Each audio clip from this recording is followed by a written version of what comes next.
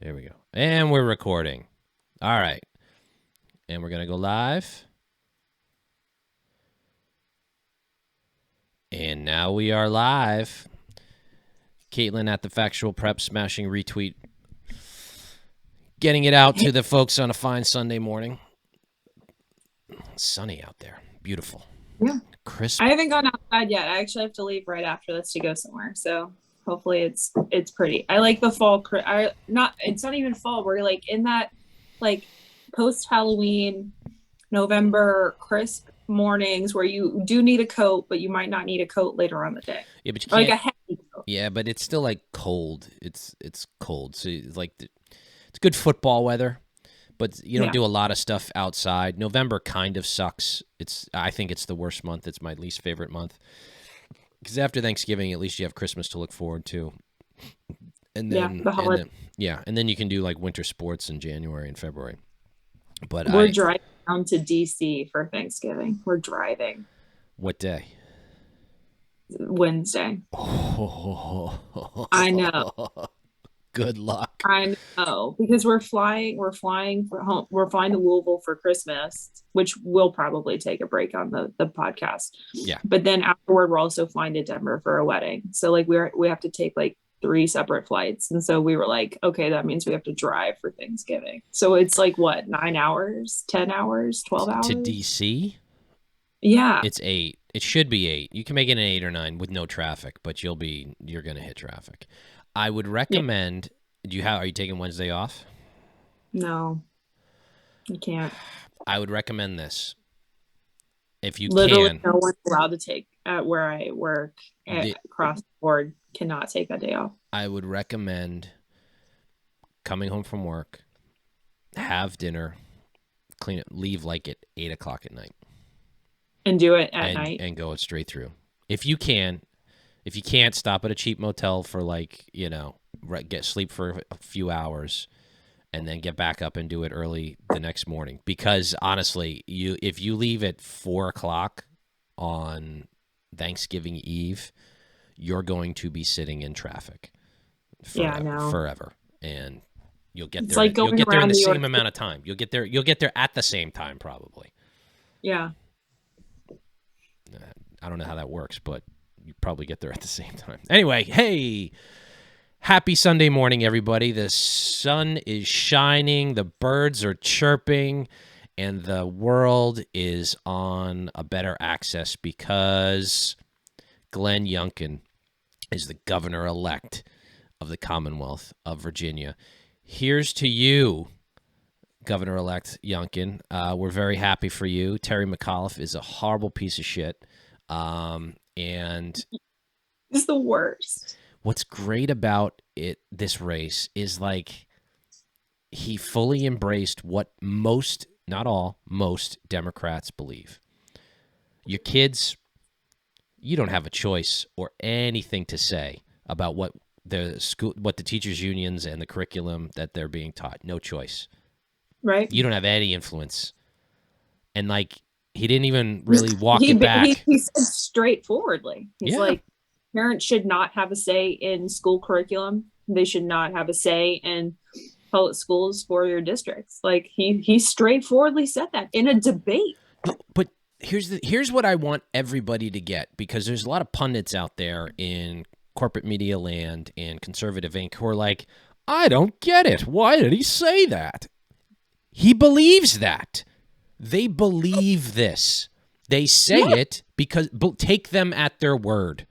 Take them at their word. They believe it. He means what he says. Like, he literally let the cat out of the bag. Yep. And he said exactly what he meant. Allow it to, when your enemies make mistakes, allow them to, and don't try to explain it. He said something that he truly believes. That's fucking crazy, Jeff. Years ago, they believed this, but like in the 90s, the Dems, they believed they wanted, that, they knew best for your kids, and they knew best how to social engineer society and all these things, but they knew they couldn't say it. They knew it was an unappealing thing to say, so they would work behind the scenes to backdoor a lot of this activity into our laws and into our bureaucracy. Now, as the saying goes, the mask is off. They don't care. They're going to tell you. And you saw it with the current Northam, is that, yeah, right, Northam, yeah. Governor Blackface a year or so ago. Governor Blackface or Governor Clanhood, we still don't know. I think Governor Governor Clanface, Governor Blackface. I think it was more him rather than Governor Clanhood. But when he came out with like abortion after birth, right? Like essentially, if a baby was born alive and you wanted to end its life, he meant the question for a local local radio show, and some conservative media listened to it, and he basically said, yeah, like after a baby is born, if you want to make that decision, you can make that decision and terminate the baby's life. He said that. He believes that. Right. And then they all believe it. You've seen it with the testimony on Capitol Hill. Last week, holy shit, Jeff. They believe it. They believe in this evil shit. We're way past like them being coy about what it is. Legal, and rare. Yep. We're way past this type of thing. And, we saw it. I do have to give a shout out to my friend Mira on Twitter. She watches C-SPAN religiously, and she put the video up. I mean, these women think it is violence in order to not have third trimester abortion. Insane. Like they think it is violence against the woman. No, they're crazy people, and they're in our government. Right. And we're the normals. We're the normals, and we have to start fighting back and standing up. And more and more people are doing it.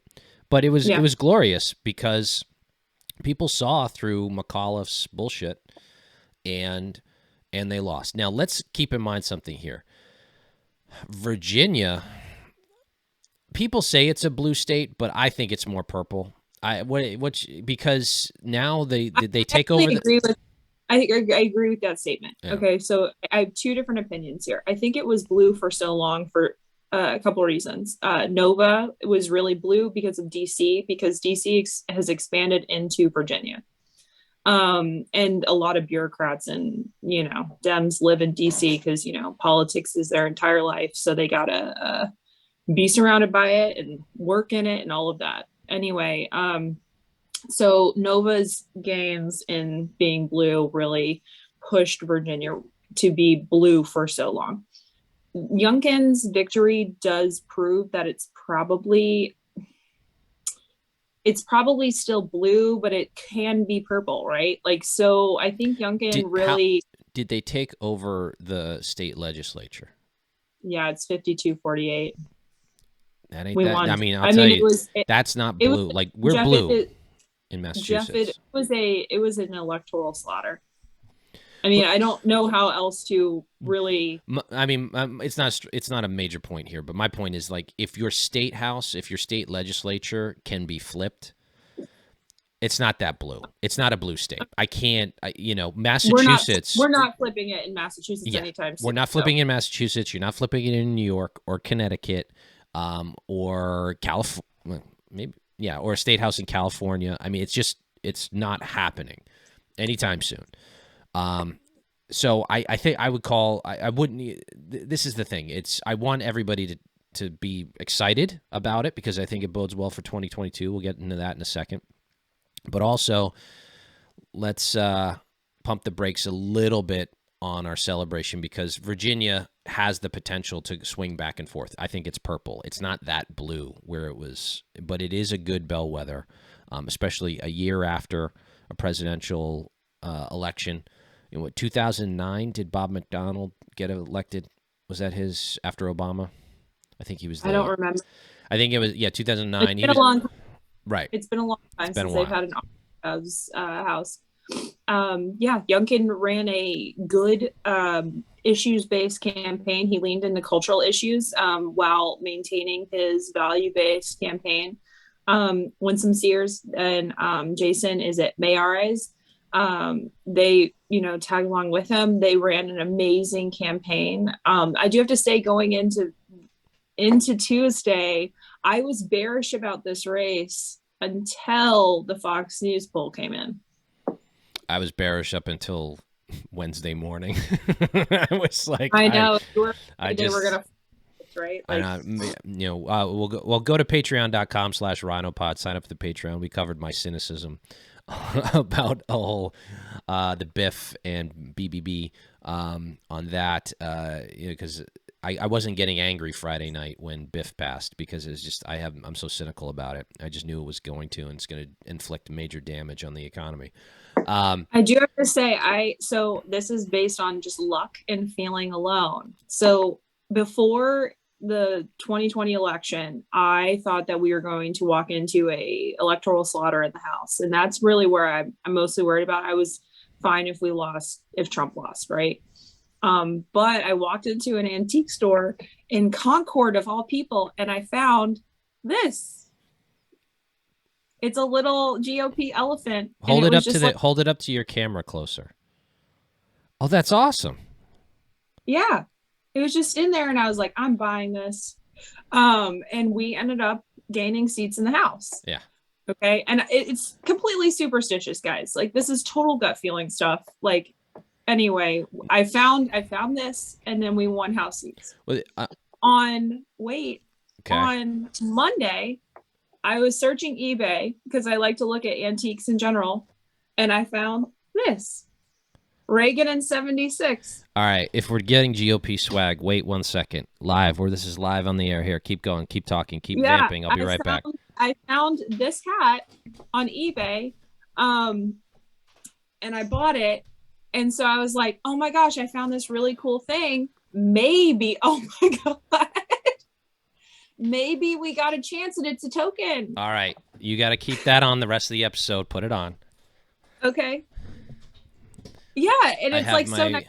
It's cool. It's got the little bum, or late 70s. I got the hoop earrings. Reagan in 76.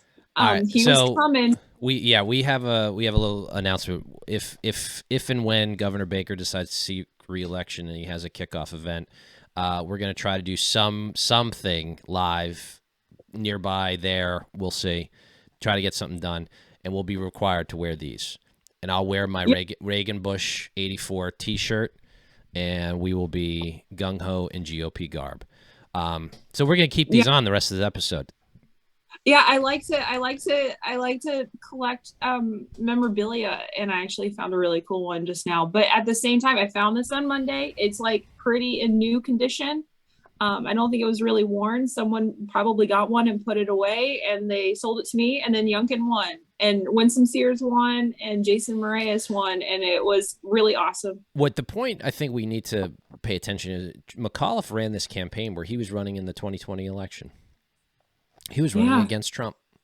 He was running against Trump, and he had a hard time putting Youngkin into the Trump corner, right? Like, I mean, it was hard. Like, the thing is like, a year out, not being able to identify and corner your candidate around, Donald Trump, I think that doesn't bode well going into 2022. But I think that also doesn't bode well for Trump's endorsements, where going into 2022, where it's not going to matter as much. And where I have hope, right, for a post-Trump GOP, where Trump has a place, but it's the rightful place as you endorse where it matters, you leave races alone where it does matter. I'm seeing more and more people who I didn't before. Like, what there's a sliding scale of like hardcore Trumpers who will always be Trump. No, the only way we can win is if we nominate Donald Trump again. And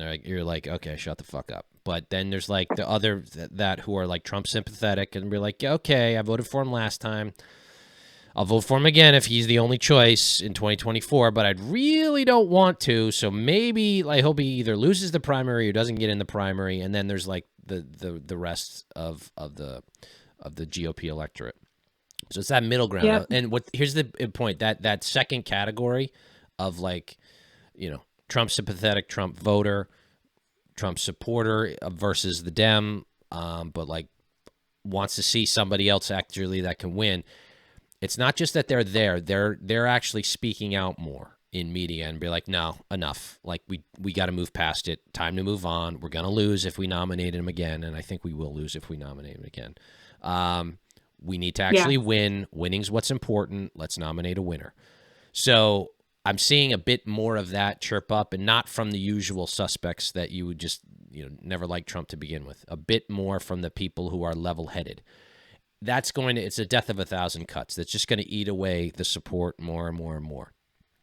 That doesn't mean Trump. And 2024 is a long ways away. There's a lot of time for things to happen. Right now, because of the inflation, I think that we're seeing a different type of political atmosphere than we had before 2015, where Trump ran on a more populist platform with cultural issues. And also his support for Social Security and the social programming for older folks. So, and definitely in 2020, where he actually did run a decent campaign where we identified where we could make inroads with the Latino and Hispanic communities, which was awesome. He had huge gains in his vote totals. He had huge gains in his vote totals. Youngkin had those same type of boosts. So we're seeing a shift. We need to build on those inroads. And I mean, Youngkin won 2 rural African-American areas, which was really awesome. And, we need to make those inroads. We need to run campaigns that are successful and identify what the issues are of how we can get elected and how to talk to essentially the people. Like, I mean, Youngkin did this, and it's really inspiring going into 2022, especially 2024. It really is. Yeah. It's just so awesome. It bodes well because things are not good. And this is my quote. This is a Jeff quote. Never underestimate the Democratic Party's ability to govern poorly. Never underestimate it. It is, they just are bad at this. They're bad at this.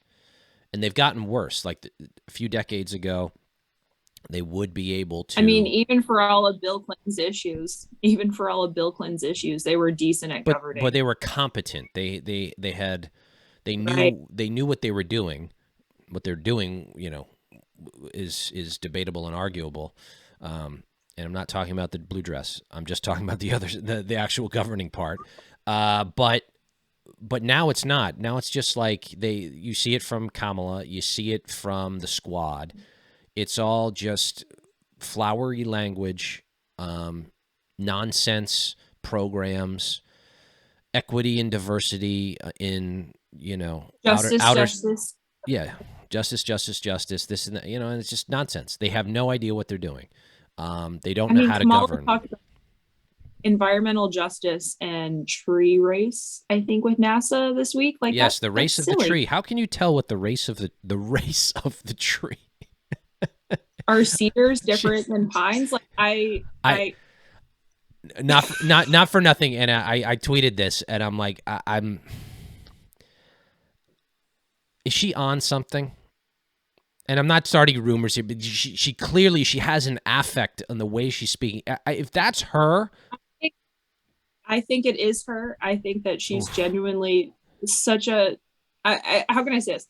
If we were to meet Kamala Harris in real life, Jeff, I think that she would be nice and cordial, right? But she'd be silly, right? She'd be you and I would talk to her, and we'd be like, "Wow, you're a clown." Mm-hmm. Like, what are you talking about?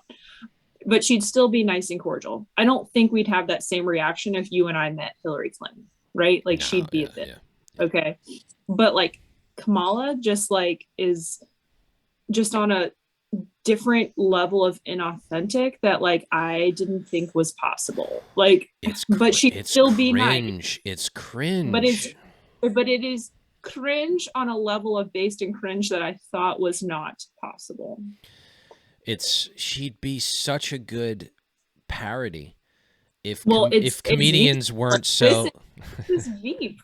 Just watching her is just a comedy show. It is a comedy show. Race of trees and environmental justice, Jeff. What the fuck is that? Yeah, it's just beyond parody.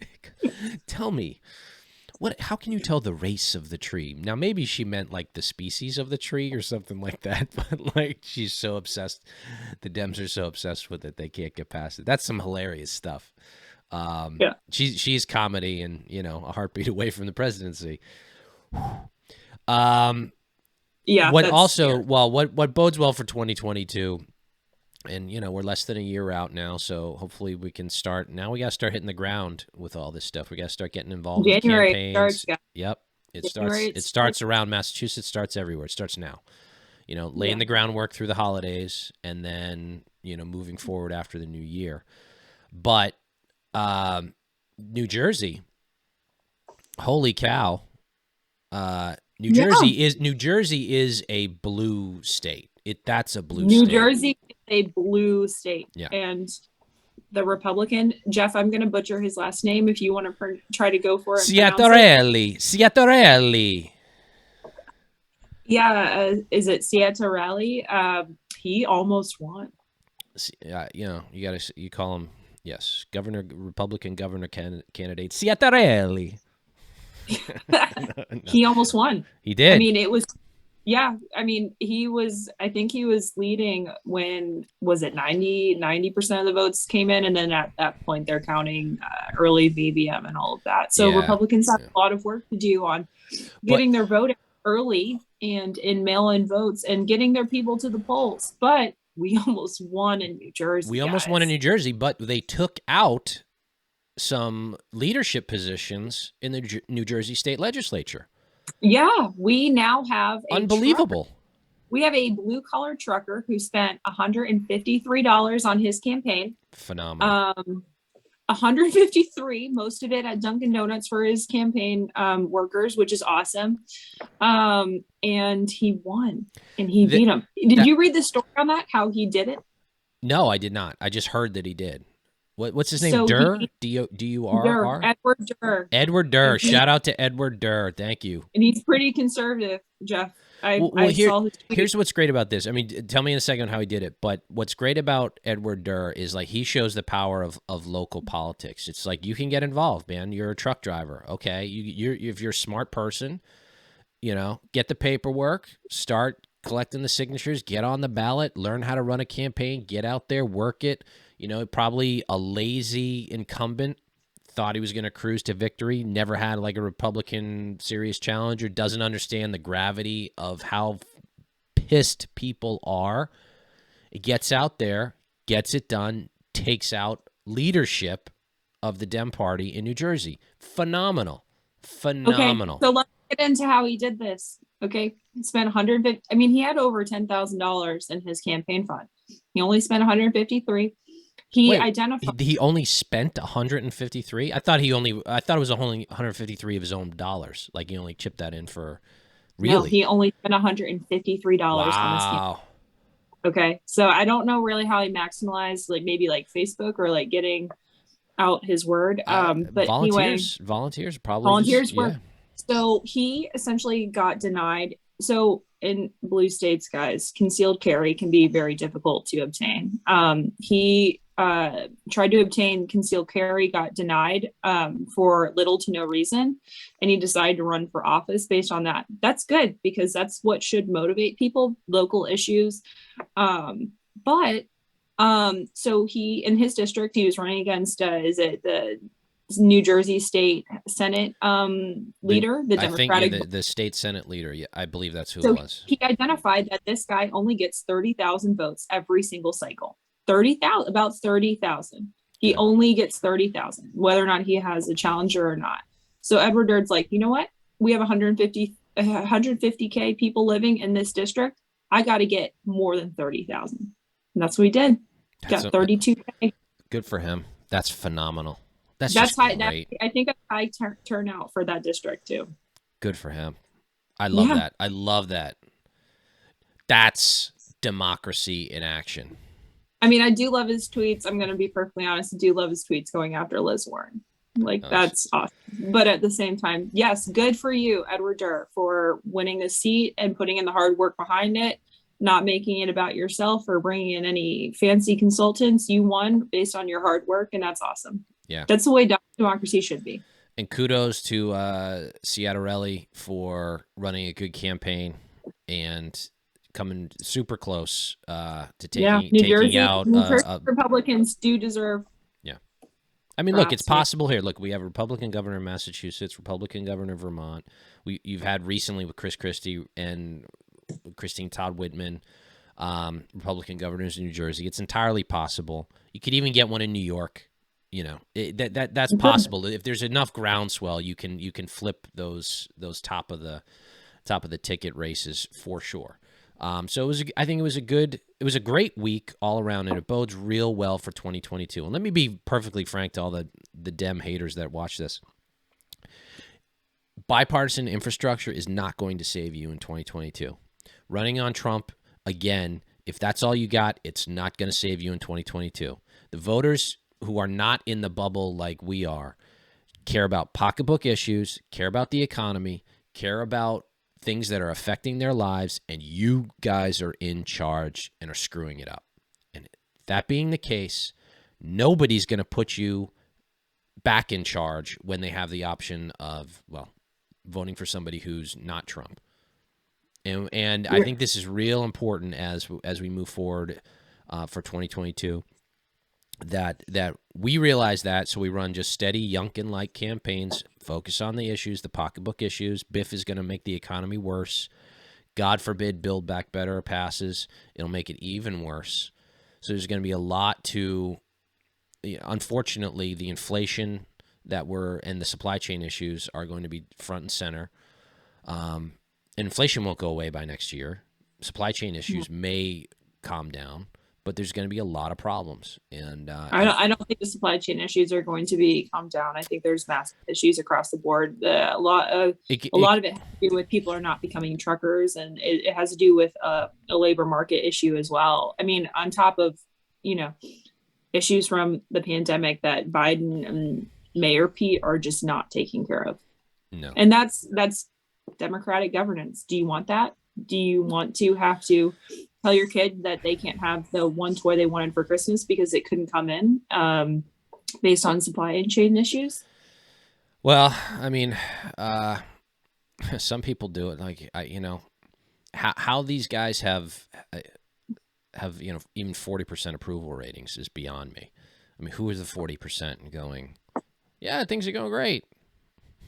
I approve of the job. I think Biden is high 30s right now. I think he's lingering around 39, 40, 41. Yeah. But speaking of Dems who have gotten a lot of praise, Michelle Wu is now the mayor of Boston, mayor-elect. And here's the problem with the way, one, I saw you saw the memes and the lib family members on Facebook going like, the first woman minority progressive voted to be mayor of Boston. Okay, golf clap. I mean, it's 2021. I'm sure like you think it's important and you're making yourself care about it, but nobody actually cares. Nobody really cares. They care about we knew that she was going to win anyway, yeah. So why not? I mean, that's the thing, like. And then the worst part is, like, I see on Twitter the Massachusetts progressives, the super progressives, like, see, run a bold progressive campaign and you'll win. Michelle Wu, she ran against another Democrat. She ran against a liberal Democrat, like a liberal Democrat versus a progressive Democrat, like that. And any Republican probably voted for the liberal Democrat because progressive is insane. Like when she says things like climate justice and environmental justice and all this other type of justice, like that stuff is insane. It doesn't mean anything. When you run against even public safety, it's insane in a huge town like Boston. Like, and Boston voted for her, and she hopefully will moderate once she gets in office and sees that police are necessary. I don't know, Caitlin. I don't know. This is. She either doesn't care. Allow it to happen. So here's my thing. When you vote in a politician that is stone cold fuck nuts, Jeff, and they have an insane platform where they like, you know what, we need to dismantle police and all this other stuff, allow it to happen. Because in the next electoral cycle, or at least a few after that, they need to learn a hard lesson. And this is why you see, Republicans in the DA office in Seattle doing well now. Because they went through fucking hell. I'm not willing to see the city go to shit to just have an electoral victory 4 years. 4 years, a lot of damage can But happen. we don't have the numbers in order to not see that. So if progressive is going to win, but it's not worth like something bad's going to have to happen. It takes years to fix. It's going to take years to get New York back to where De Blasio was when Bloomberg left. It's going to take probably as long to fix New York as it took for him to break it. And he broke it. I mean, I'm sorry, it's going to take longer to fix than it did today. He broke it rather quickly. And Michelle Wu, she's already, you know, I want to, if you haven't heard about this in your nationally, recently in Boston, a principal at a school was violently attacked. In Boston? Yeah. Where? I don't remember the name of the school, but she was violently attacked in school. And we have police officers on campus in Boston schools, and a lot of towns have this now after, you know, the past few years of you have a cop who they're in their cruiser outside or they're walking the halls occasionally. Michelle Wu came out after. What's that? They're a resource officer. Well, they're armed, but they're still, I mean, they're police, legitimate police. And after this attack took place, after it was publicized, after more people knew about this, Michelle Wu was asked if she's still in favor of removing police from schools. And she's like, yes. Yes. Because there's a mindset. She thinks that by having the presence of the police officer sort of encourages the violence. Like it's a perverted cause and effect in the progressives' mind. They think that, well, they're only acting that way because they feel oppressed that in the presence of a police officer. This is the kind of mindset you're dealing with. It's not so. Principal was violently attacked. Asked whether she still sticks with moving police out of the schools. She's like, yes. She's been on record. She wants to defund the police or dramatically scale back what the police, you know, their resources and what we put towards them. She thinks that the T can be free. You can implement rent control. A lot of this stuff has been pulled away from the powers of city government, by the way, in Boston, and lies within the state, thank God. So she can't really implement a lot of this stuff. But this is who you're dealing with. Now, maybe the damage she causes is limited, but I hope it was just nice sounding language.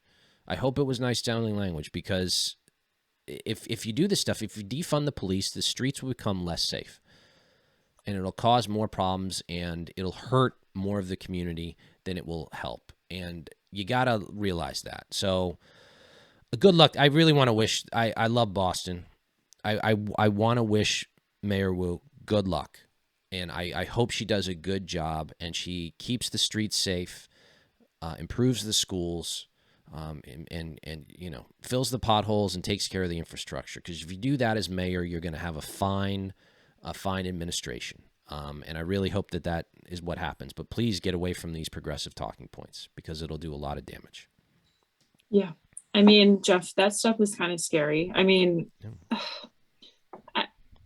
I don't live in Boston. I live up on the North Shore. I'm up in Salem, and Salem is very progressive. The mayor that we had before won again, Driscoll. I actually voted for Steve Dribble, the less insane candidate, in my personal opinion, because Driscoll, I just don't think has done a good job as mayor. We had a debacle last Halloween where Governor Baker actually had to come in and create rules for Salem because Driscoll just wouldn't do it or wanted to put super strict rules in that was going to cause businesses to not be able to open because of COVID. And Baker should have never had to come in and do that for Salem. So that's my big personal opinion on that. But yeah, we'll see how it goes. I mean, Salem has gotten better progressively as I've lived here. I think that's because business has come to Salem because they see it more for tourism. And we see that. But yeah, when people say like all this type of justice don't support even baseline police, that stuff concerns me heavily.